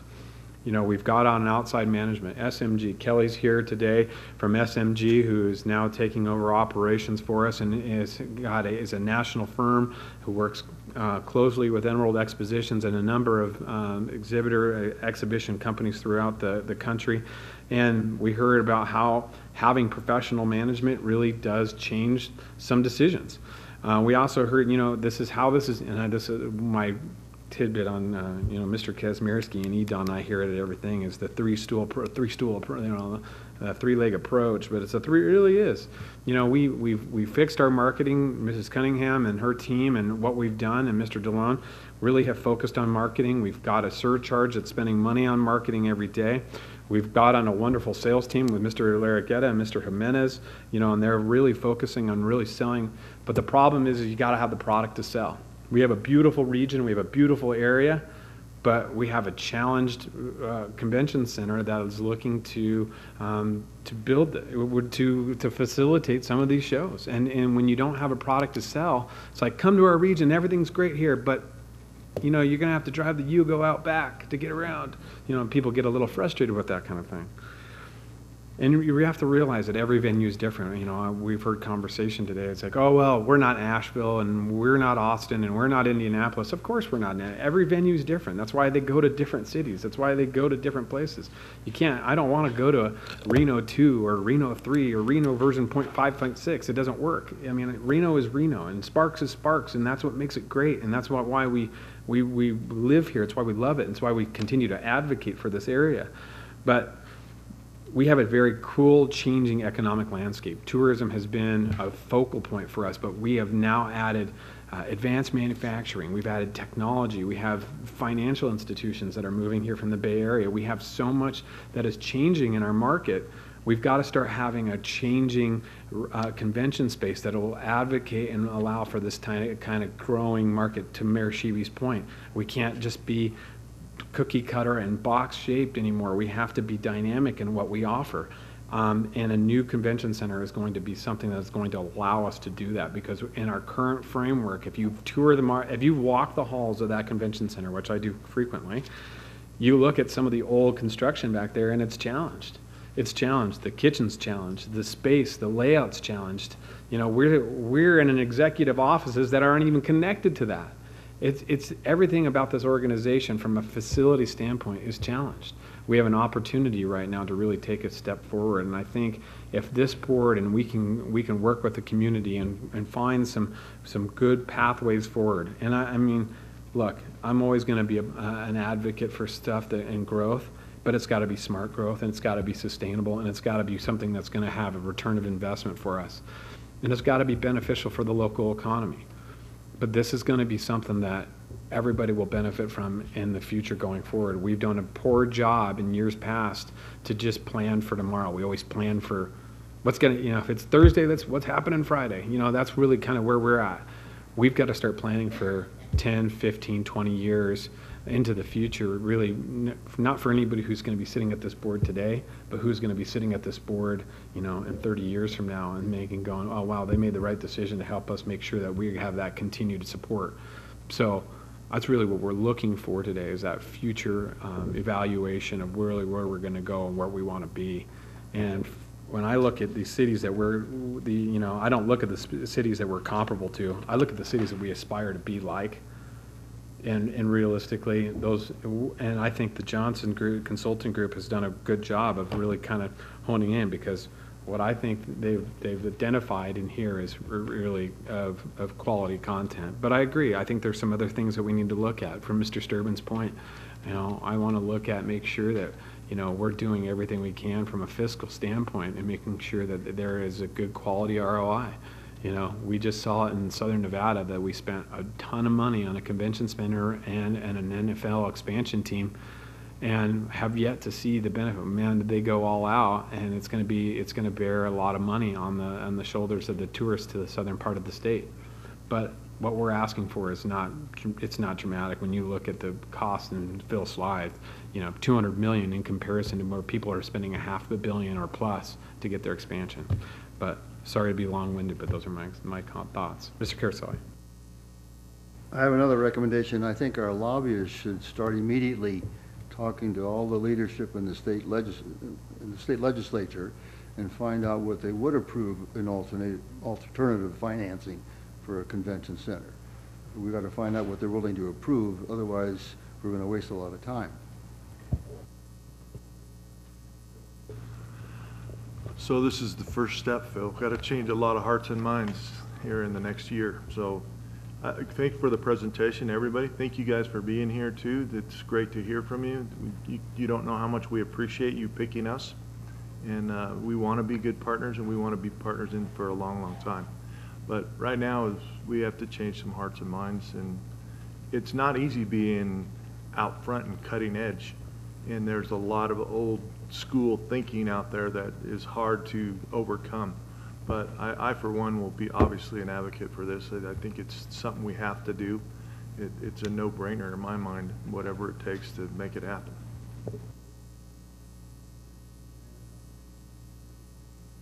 For Mr. Chisel, I thought yesterday there was also a fourth option where we could look at funding through a small assessment to food and beverage covers. An assessment on what, I'm sorry? So there was a discussion that some of the markets, they did a 1 or 2 cent tax to food and beverage. Is that correct, Mr. Johnson? That's correct. Yeah. You have to remember we do not have home rule here in Nevada, so all taxation would have to go through the legislature and have to be authorized in the Constitution. We're able to do a sales tax, but I don't believe there is allowance for a specific type of tax on a specific form. That would require quite a bit of legislative, and that's something our lobbyists would have to look at if it's constitutional. Well, I think to Mr. Caroselli's point, that's something we might want to look at, because I mean, I think that's certainly from an operator's perspective a lot more palatable than to continually compound additional fees to room nights. Thank you. Mr. Caroselli. I think yesterday, Mr. Chisel, I think they came up with about 7 alternative choices that have been used. And like I said, if we sit here and look at tomorrow like it was yesterday, if we look at tomorrow like we do today, we won't be here. Never mind what I'm trying to say. We got it. Anyway, what I'm trying to say is that maybe we can come up with new ideas relative to thinking quote outside the box, which is a corny saying, but you know, if we don't ask anyone possible that can give us an answer, we'll never find out. So. We'll work with our government affairs and see if there's, what the options are and the pros and cons of each of those options. What I was trying to say, that if we do today what we did yesterday, we won't be here tomorrow. Yeah. Oh, got it, John. There you go. All right, any further discussion on this item at this time? All right, Ms. Jenks, Ms. Donow, thank you so much for coming today. We really appreciate having you. Mr. Johnson, Mr. Tennyson, thank you so much. We really appreciate the presentation. It was wonderful information. We look forward to continuing these conversations as we move forward with this process. So with that, we will move on to out of this item. And does anybody need to take a quick break, or can we just power through here? We're okay? I'm not seeing any heads, so we're going to power on through. We're on to item E2, selection and appointment of the Reno Tahoe Airport Authority board seat on the RSCVA board. I'll turn this over to Mr. Kennedy. Thank you, Mr. Chair. Presently, Mr. Caraselli occupies the Reno Tahoe Airport Authority board seat. Mr. Caraselli's 2-year term expires next month, July. In your materials, you have a letter from President and CEO of the Reno Tahoe Airport Authority, Marilee Mora, nominating 3 individuals for this seat. Those individuals being Mr. Caraselli, who is eligible for reappointment, Daniel Farahi, or Carol Chaplin. As always, the board appointments are subject to discussion by the entire board, but are voted upon by the elected officials only. And with that, I'll turn it back to the chair. Thank you, Mr. Kennedy. At this time, so I'm going to open the discussion on this. You know, Mr. Caraselli, would you like to make any comments prior to? You can comment on this. This is your seat. We're talking. Deer in the headlights. I know. Just caught him right there. That's not awkward. Am I doing something different today that I've never done before? Am I just throwing people under the bus? Is that right? Okay. I just want to thank the board for being such great peers in the way this board is being run now, and being part of it is an honor. Thank you. All right. All right, Mr. Lawson. I'm going to nominate Mr. Caraselli to serve 2 more years with us. All right. I'll second that motion. Any further discussion? Yes. Mr. Mayor Sheevy. I just want to say, I think, you know, Nat has done a fantastic job, and we're really lucky to have you, but you know air service inside out, and having another advocate, I think is really helpful, just like it has been with Rick. And probably really hitting it home again with air service is so important. But also, I think we're going to be making some, you know, some big changes moving forward, and you're already sort of in the middle of those big changes. So I think it's only an asset to keep him here. Is there something you'd like to say, Mr. Caraselli? I serve at the pleasure of the board. All right, so we have a current motion and a second on the floor to continue to ask Mr. Caraselli to continue to serve with us from the Reno Tahoe Airport Authority. Maybe he doesn't even want to be with us. Maybe not. We didn't ask you that. Yeah. All right, all those in favor signify by saying aye. Aye. All those opposed? Motion carries unanimously. Welcome back for another 2 years, sir. Very much, I appreciate that. All right, so we're gonna, before we go into the RSCVA staff updates, we're gonna move, I'm gonna jump around here really quick. We're gonna take a couple items really quick to kind of just knock some stuff out. What I would like to do is propose that we do, these are public hearings. So we're gonna open, I'm gonna open G1 and G2 right now. These are just some public hearings to talk about augmenting the budget and some challenges for the lodging tax. These are Mr. Chisel's items. I don't have anybody signed in at this time for a G1 or G2, but is there anybody in the public, since this is a public hearing, is there any public comment that would like to discuss on these items? All right, Mr. Chisholm, I'll let you kind of give us a brief overview of G1 and G2 really quick. Real quickly, G1 is a budget augmentation. As you know, each year we do an augmentation of the budget to adjust it to what actually happened. A couple of the big items that are included in this augmentation was the payment for Interbike, and the transition of SMG is included in that for the budget augmentation. All funds are available, and this was as presented in the May budget, so there isn't any change from what you saw for what we had presented in May for the 2019 budget. And for the next item, G2, that's two items on the transient lodging tax rules. One is housekeeping items mainly, and the second was requests from a number of the properties to change the way they report the comp rooms with additional cash payments, to separate that out from cash rooms, to get a truer picture of ADR. It doesn't change the rate. We had a workshop with all the properties invited and met with major properties to discuss this, and there was no concerns and there was support from them. That's all. Is there something we have to change on that? No.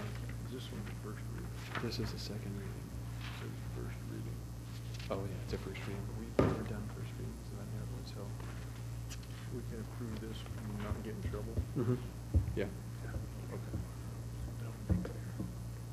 Yeah, go ahead. Thank you, Mr. Chisholm. Mr. Kennedy.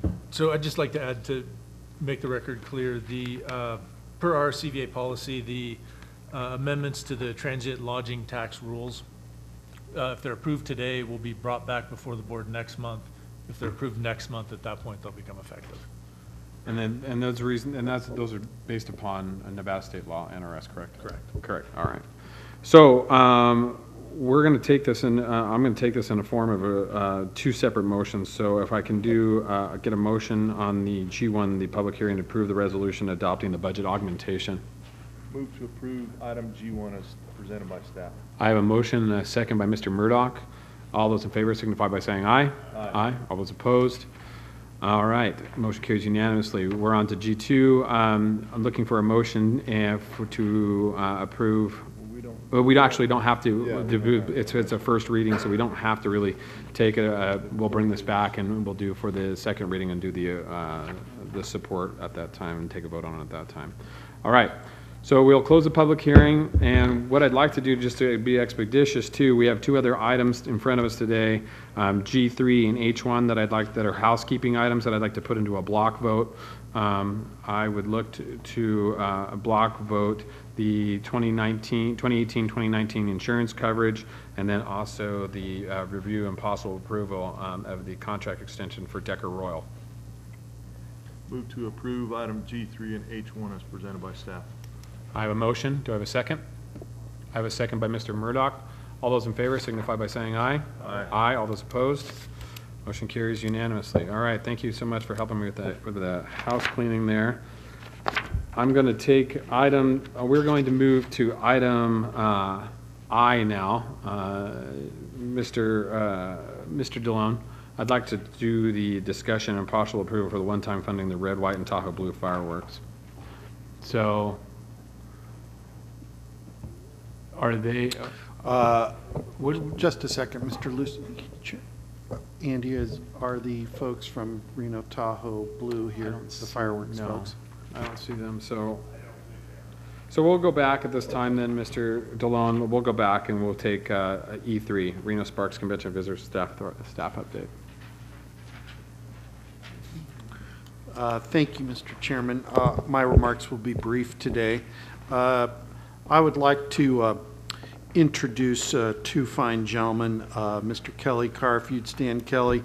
Kelly is the new general manager of SMG. He will be responsible for all four facilities, the Convention Center, Livestock Center, Reno Event Center, and Bowling Stadium. And Kelly has just moved from Syracuse, New York, where he did time with SMG back there, and now has come back out west where he belongs. And he is originally from California, has a very successful 14-year track record with SMG. And welcome to our community, Mr. Kelly, Mr. Carr, and it's a delight to have you here. With him also is Dante Nicastro. Dante serves as the general manager of Savor, which is SMG's banquet, catering, and food service division. Dante joins us most recently from McCormick Place, which is the largest convention center in North America in Chicago, where he served as the assistant GM. Dante, welcome. And Dante just bought himself a pair of cowboy boots, so you can see he'll be a Renoite in no time. So together they will manage our facilities, and it is, again, a delight and pleasure to welcome you both here. We look forward to a successful long-term relationship with your company and in the management of our facilities. Thank you very much. Speaking about our facilities, the convention center continues to rapidly go through its refurbishment. The carpet is beautiful. I hope that you'll take a moment, maybe after this meeting today, and just park across the street for a second and look at the main lobby area and the hallways. And yesterday they were laying down the ballroom carpet, and even though they're only a third done with the project, you really see a feel of how that convention center has evolved, and I think the immediate reaction you get when you walk in is that it's so much more light. It used to be so dark and drab, and really the facility just pops. And also this week, our facilities team has put out to bid the trade show lighting upgrade, which was in the budget for this coming fiscal year, for LED lighting, which will make our trade show halls modern, much more light and bright, and at the same time save quite a bit of energy through that process, because the fixtures are so much more energy efficient than the metal halide lamping that's in there now, which is 40 years old. Also, we will be bidding out the bathrooms for upgrades too. So we will be well on our way to welcome Interbike, which just comes now here in the mid-September. And also, as a footnote, on Wild Creek, the school district has indicated to us in the past week that they are forecasting to close on the property and make that transaction official come September of this year. So that concludes my remarks for today, sir. Good. You've hit your quota anyways. You're done for the day. Ms. Cunningham. Okay, I'd like to quickly just refer to our monthly scorecard. April, over last year's April, taxable revenue is up 4.6%. What's very significant is it's trending it's at 12% year over year, so very strong growth. Average daily rate, we hit $109.06 for April, which was a 9.7% increase over last year. Year over year, that's trending 7.8%.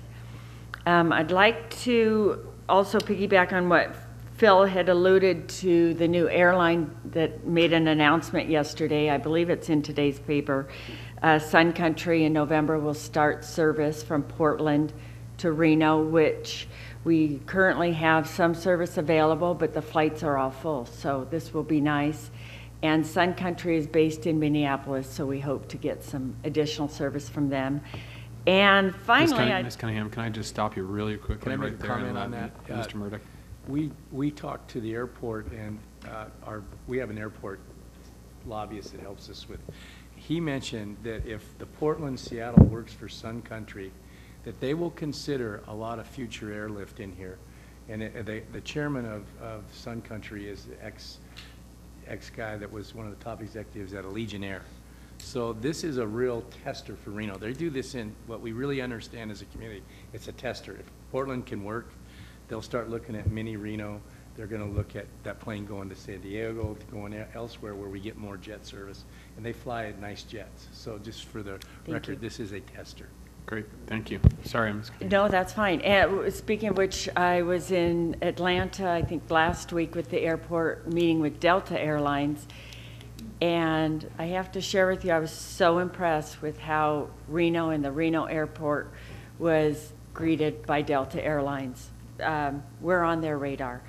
Finally, last of all, our good friend Jason from Reno Gazette-Journal has a wonderful article coming out in Sunday issue. So be sure to grab the paper. It's about our organization and what we're doing. So thank you, Jason. It's always good to call out the paper every once in a while, especially at a board meeting. Brings a little smile to my heart, let me tell you. All right, Mr. Larraguetta. Thank you, sir. I'll be brief in my comments as well. Just a quick update in convention sales. For the month of April, we fell a little short of our goal, producing 11,703 room nights against a goal of 16,832. That being said, we continue to pace very well. May was a tremendous month in terms of production, producing 33,333 room nights against a goal of 28,907. So how are we doing for the fiscal year? Through May, we're sitting at 297,365 room nights against our annual goal of 260, currently at 114% over goal, with obviously the month of June still in transit, still happening. So with 3 days left in the quarter, we're waiting on 3 contracts to come in and validate, but anticipating that'll happen by the end of business today or tomorrow. Our forecast number to finish will be just over 312,000 for the fiscal year. Good job. Thank you. I'd like to hear Mr. Jimenez. Thank you, Mr. Chairman, Board of Directors. So tourism room night production continued strong in April. Our 11 properties in Travel Click reporting tracked for the tourism categories 64,773 room nights versus 48,891 room nights in last April. That's an increase of 32.5%, and it's 123.6% to a goal of 52,408. On a year-to-date basis, this category is tracking at 637,047 room nights versus 538,931 room nights last year to date, and that puts us at 93.7% to a goal of 679,599. So good numbers in that category. And just real quickly on PHG for our China initiative, we have a China Ready workshop, just as a reminder, July 10th, Tuesday, July 10th at the Convention Center, and we'll send out a follow-up email that's scheduled from 8:30 to 11, and we've got a PHG presenting a market update, also how to get China ready for all of our partners in the destination.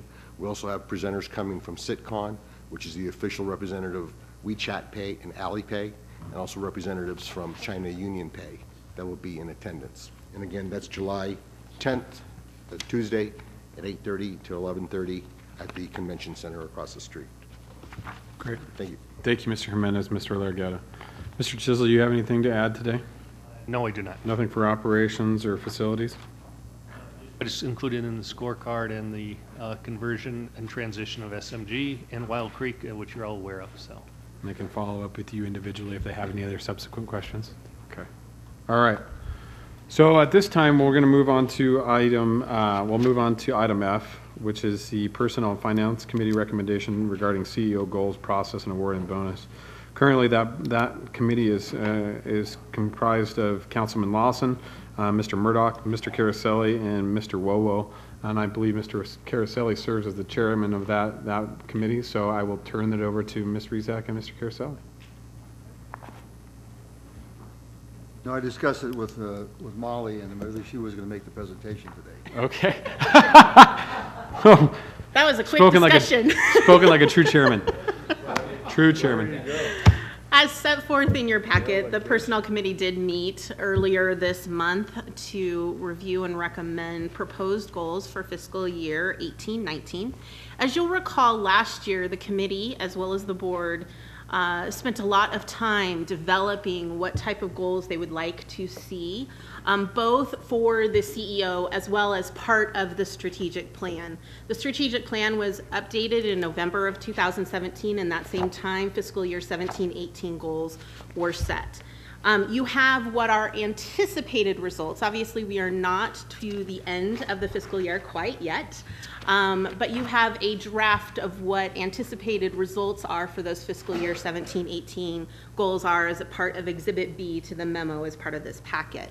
What the Personnel Committee did was look at what those anticipated results were, as well as what the strategic priorities as set forth in the strategic plan to develop goals for fiscal year 18-19, ensuring that the increase in those goals were reasonable and what should be anticipated. And with that, we can take any questions from the board.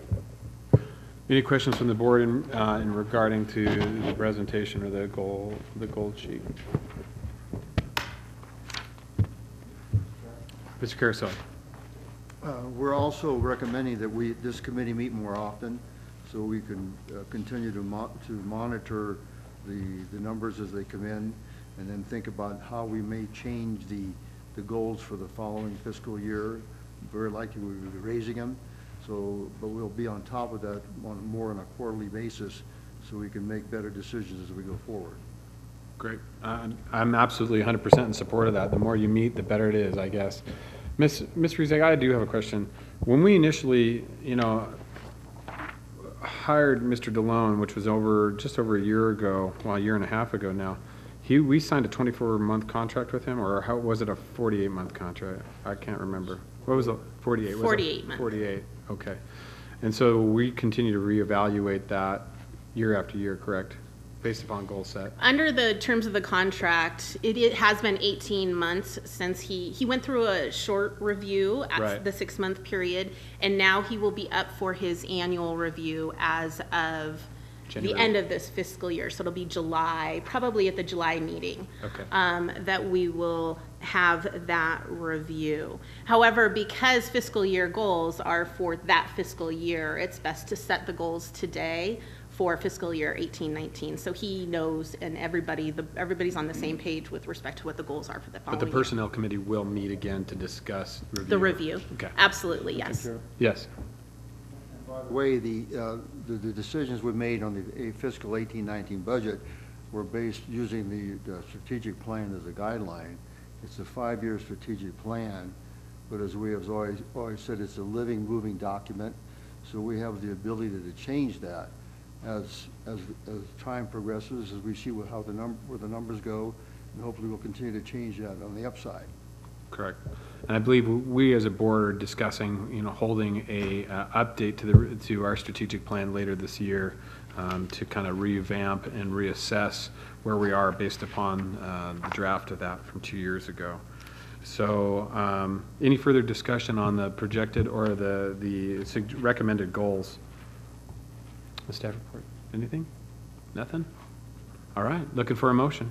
I have a motion from Mayor Sheevy, second from Mr. Murdoch. All those in favor signify by saying aye. Aye. All those opposed? Motion carries unanimously. All right. So, with that being said, we have knocked out all of our business aside from one last item. We are going to item I, which is the discussion and possible approval of a one-time funding for the the Red, White, and Tahoe Blue Fireworks Festival. Mr. DeLone, I can lead off, or would you like to start? No, sir, please. You seem, yes. Okay. Seem eager. I seem eager. I seem excited. No, I'm excited to move on. I mean, we got a busy day today. This is an item that I asked for recommendation by this board, and it's kind of a rare experience that we do these types of deals, and I feel it was only necessary to bring it in front of the entire board for a discussion. I did invite Andy Chapman is here today from the Incline Visitors Authority, but the Red, White, and Tahoe Blue is a festival that goes on every 4th of July up in Incline Village. And this recent year has come under some challenges. It is one of those legacy events that we here at the RSCVA continue to support. We support a number of legacy events. Mrs. Cunningham and Esther have done a number of support of those projects throughout the year, and whether it's the Hot August Nights, Street Vibrations, Reno Air Races, you name it, we do some sort of donation, and that goes through a committee. This is one of those legacy events, though, in Incline Village that brings a number of people to the region and to Washoe County and Reno Sparks. And we talk probably 100,000 people will move, not 100,000, maybe 60,000 people will venture into the Incline Village and Tahoe Basin over the 4th of July weekend and those 4 days prior to the event. With the challenges that they've experienced, the previous executive director of the event was asked to leave about 4 months ago. And when that individual left, they left the organization in kind of a challenging place where they were short funding and they didn't have a whole lot of organization left going on. 2 individuals, the Cowan family and Jeff, have taken over and supported this endeavor to continue to carry it forward, but they have found themselves challenged with the ability to fund the event and continue to move it forward.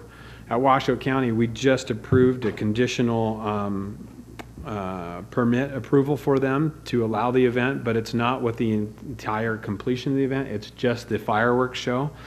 And the reason for that is that if we didn't approve this event, there would not be allowance of fireworks in Incline Village. It will be the first time that hasn't happened in quite some time. And we market that as one of the token festivals across the country. We use it in flyers and pictures and marketing, and people realize that as one of the big events for the. Okay. All right, here we go. Fine. Do you want to support it or not? Okay. Yes or no? There we go. So, sir, on that. No. God damn it. On that. Jeez. On that point, you know, the fireworks is very important for the hospitality community that pays into our county's room taxes and helps fund the RSCVA. And to Incline Village's credit, you know, they rarely come forward and ask for our help. And regardless of the backstory, this event takes place in 6 more days, and they need us to come to the table and help them. Yes. Much more succinct than me.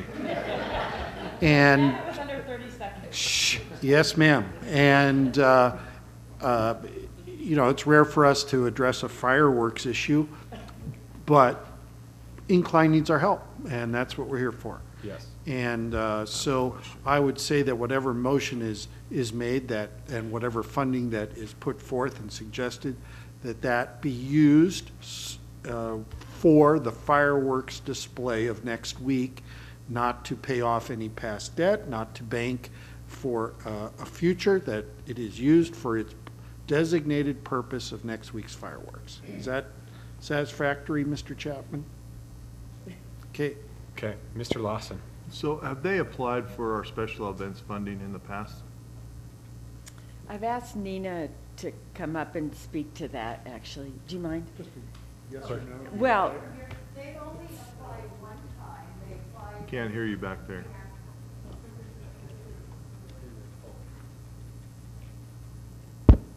They only applied one time in the past since the current funding process began in 2008. They applied in fall of 2014 for 2015 funding, but their application was late and it was incomplete, so they couldn't be considered, and that's the only time. It sounds like there was a management change needed. So, Yeah. Mr. Chapman, I can count on you in the future to make sure that they get it in on time, and because we have the ability to give you this money right here, and it's no big deal. Yeah, so can I invite Mr. Chapman up really quick?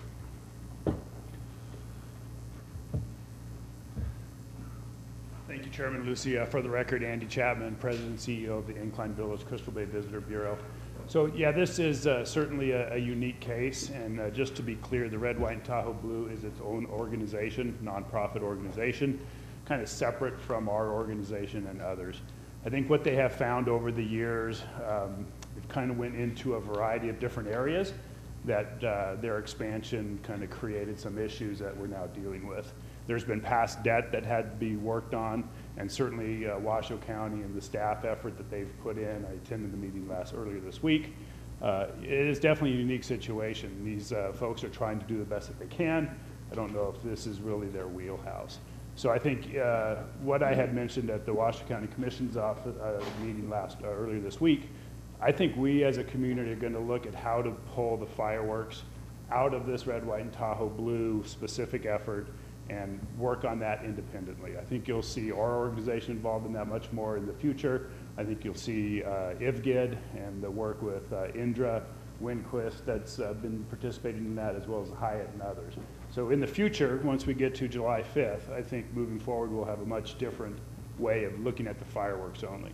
The fireworks are very important from an economic standpoint. July is our largest collection month, and as Mr. DeLone mentioned, the RSCVA and this side of the funding do get a big chunk of that money that comes down. So it is important for all of us, including us as well. So there are a lot of issues. I think the fire and Coast Guard permits are coming in. I believe the Coast Guard permit got signed off yesterday. But again, this year we are a little bit on the outside. And I think our commitment to not only this organization and others is that we're going to step into the middle of this and really make sure the fireworks specifically get done more efficiently and professionally next year, and let the parades and the pancake breakfast, while all those are great events, stay with this nonprofit. So we do appreciate any support you can provide. Now that the permit has been signed off, we are putting our $10,000 in as well, because we do give them $10,000 out of our special event funding. The total. But we had to wait till the permit was approved. So again, I think we'll see different next year.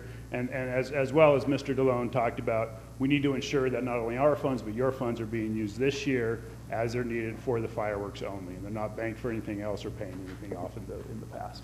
Thank you, Mr. Chapman. Mr. Caraselli. As we've handled things in the past, I believe it's only fair that if we approve this, we also approve a $25,000 for Sparks and $25,000 for Reno for special. I'm not kidding. For special events, they would need that $25,000 in the future. Okay. But my statement to that, Mr. Caraselli, is that we did support the city of Reno in regards to a new sign, and we did also that for the city of Sparks in regards to their sign. Washoe County didn't ask for anything or any of that type of funding, so this would be the first time. So if you were to discuss that on a fiscal equity kind of deal, I think this would be what Washoe County would ask for from a standpoint of fiscal equity. Ms. Cunningham. Excuse me, I'm just a little unclear as to how much money they need, because on their website they indicate they need $225,000. They've raised 91, but I think it breaks down that for the fireworks specifically, it's 82,000 for fireworks. Yes, it's 82,000. So they've raised 91. But maybe that's for permitting and. Well, the 91, so they raised the 91, a lot of the money that they've raised is paying off previous debt. So they had existing debt that they're paying off. What we're discussing today is funding going for just specifically the show that it will participate on July 4th. Mr. Chapman. I'll just stay here until this conversation's over. That might be better. Yeah, so I think it's about $110,000 that they're trying to get to right now, which includes the fireworks, the barge, the Washoe County Sheriff, the NHP contract, all of those things that are associated with this large event. The other point that I think is important as part of the permit that was approved by Washoe County earlier this week, the Hyatt has agreed to cover any of the costs that are unpaid after 90 days as a loan to Red, White, and Tahoe Blue. I think this was important certainly for Commissioner Lucy as he voted for the permit as well. So I think the Hyatt is also stepping up and understanding it, but it's about $110,000. What they have raised and their goal for raising, I think it still says on their website like $225,000. There's a disconnect there for sure. And that's why I think we're really looking at the commitment that these funds are going towards the fireworks. We're going to make sure that that's where they're going, at least our funds, is yours as well, and that they're going for this year's fireworks. Because it is about $110,000, but they did have some past debt that they had to pay as well. Yeah, a little convoluted at this point. So at this time, if there's no further discussion or any questions, looking for a motion to support or this. Madam Chair. So since I think I've been on this board, I don't know, 5 years now. So I think we have to keep this in perspective because it is something that is, it is historical, and I know people actually flying in and staying in Reno and then driving up there, seeing the fireworks. So it's kind of like this, tradition. So regardless of, where it goes, I think we all have to be supportive of each other on this board. And so I'm happy to make the motion. I would second the motion because it is, and so I would thank that. So I have a motion on the board. And it's about the kids. That's about the kids. I have a motion and a second. I'm being pulled over here by legal. So I just want to, excuse me, clarify the motion. So the motion is to approve restricted funding in the amount of $25,000 that has to be used for the fireworks display only. Does he? Exactly. The motioner agrees, seconder agrees. How do we? Further discussion? Thank you. How do we know? Are we gonna pay $25,000 worth of bill, or? I mean, how do we know that our $25,000 is going to fireworks? Well, I'm sure. And, I mean. Well, it's not part of his organization, so. Well, we have a very Well, I mean, smart. He's not paying anyone that. Well, it shouldn't be getting paid. I will say there is going to be some question about that. I mean, if they have a need for $80,000 for fireworks and they've already raised more than that, it's going to go into a pot. Mm-hmm. And once money is in the pot, we could say our 25 went to the 80, but it's always going to be a question, once you get it into that pot. I can't tell you unless I go up there and audit their books. And I think Washoe County, and I don't know if this gives you any kind of support or benefit, I don't know at this point, but Washoe County has been pretty diligent about working with the event organizers this time, because we've had to be full force with this to get their approval, and it's 100, as Andy pointed out, it's 106,000 total is really what the permitting and the NHP and the security just for the 4th of July is 106. And so this would, and to Mr. Chisel's point, once we put the money into the pot, but I think we're going to try to watch it as much as we can to make sure that gets paid properly. So, all right, we have a motion and a second on the floor. No further discussion. All those in favor signify by saying aye. Aye. Aye. All those opposed? Motion carries unanimously. All right. Thank you very much for your support on that. Item J, board member comments regarding any future items. Are there any items that any members would like to see in the future discussion? Yes. Madam Chair. Are we going to be bringing back the SMG contract? Is that what that was, that we pulled off? The Yes, SMG we are. G4. Probably a July agenda. So it will be back on the agenda? Yes, ma'am. Okay, great. All right. Any other comments? Mr. Sturbins? Are we going to hear from SMG about their plans and moving forward? I think we'll have probably a full presentation from them come July, if that's what if that's, Mr. Sturbins, was that what you'd like to see? Well, I mean, just in the future, I mean, I don't know if July is feasible. I'll need, the answer is yes. It may be August, depending on. But we'll get it on. Corporate's availability at the July meeting. But we'll get it on as soon as possible. Yes, for sir. An overall detail. Okay. Yep. Thank you. Mr. Murdoch. In hearing in the meeting yesterday, they would like SMG to be very involved as soon as possible with the NRA. That's kind of the message we got, because they wanted to hear from you, Phil, for your. Yes, right, I heard that. Loud and clear. Loud and clear. I have my marching orders. All right, any further comments at this time? Seeing no further comments, do I have any comments from the public? So I'll open public comment, last final public comment. Once, twice, closed. We are adjourned. Thank you. 2 hours and 20 minutes. Dang.